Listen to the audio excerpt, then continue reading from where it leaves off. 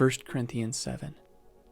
Now concerning the matters about which you wrote, it is good for a man not to have sexual relations with a woman, but because of the temptation to sexual immorality, each man should have his own wife, and each woman her own husband.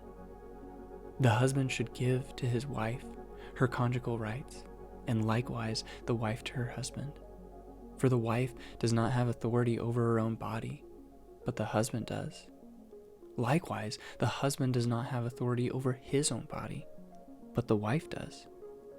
Do not deprive one another, except perhaps by agreement for a limited time, that you may devote yourselves to prayer, but then come together again, so that Satan might not tempt you because of your lack of self-control. Now as a concession, not a command, I say this. I wish all were as I myself am, but each has his own gift from God, one of one kind and one of another. To the unmarried and the widows, I say that it is good for them to remain single as I am. But if they cannot exercise self-control, they should marry, for it is better to marry than to burn with passion.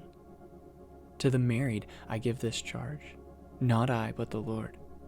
The wife should not separate from her husband, but if she does, she should remain unmarried or else be reconciled to her husband. And the husband should not divorce his wife.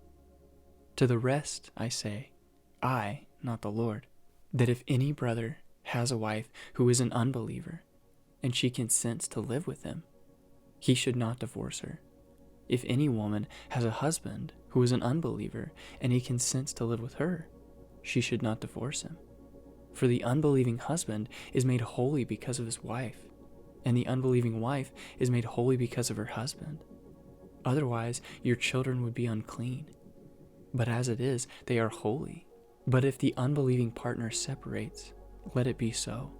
In such cases, the brother or sister is not enslaved. God has called you to peace. For how do you know, wife, whether you will save your husband? Or how do you know, husband, whether you will save your wife? Only let each person lead the life that the Lord has assigned to him, and to which God has called him. This is my rule in all the churches. Was anyone at the time of his call already circumcised? Let him not seek to remove the marks of circumcision. Was anyone at the time of his call uncircumcised? Let him not seek circumcision. For neither circumcision counts for anything nor uncircumcision, but keeping the commandments of God. Each one should remain in the condition in which he was called. Were you a bondservant when called? Do not be concerned about it. But if you gain your freedom, avail yourself of the opportunity. For he who was called in the Lord as a bondservant is a freedman of the Lord.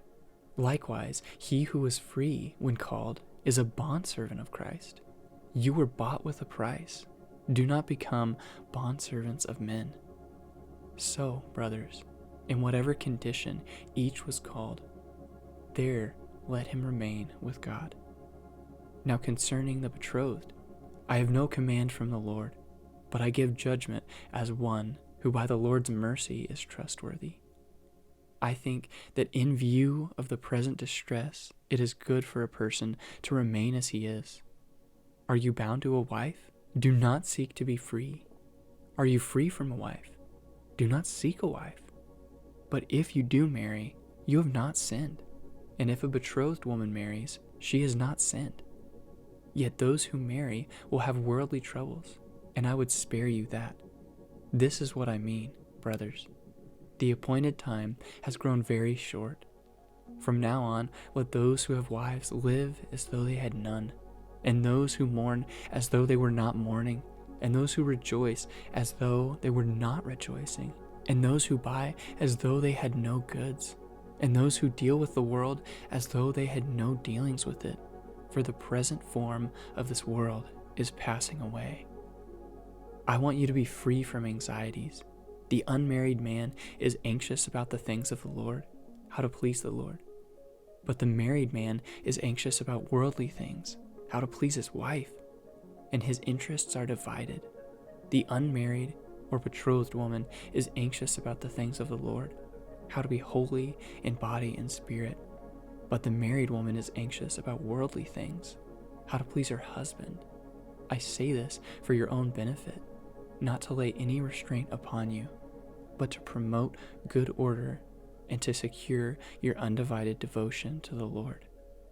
If anyone thinks that he is not behaving properly toward his betrothed, if his passions are strong, and it has to be, let him do as he wishes. Let them marry. It is no sin. But whoever is firmly established in his heart, being under no necessity, but having his desire under control, and has determined this in his heart, to keep her as his betrothed, he will do well.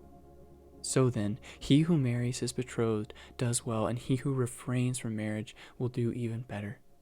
A wife is bound to her husband as long as he lives, but if her husband dies, she is free to be married to whom she wishes, only in the Lord. Yet in my judgment, she is happier if she remains as she is, and I think that I too have the Spirit of God.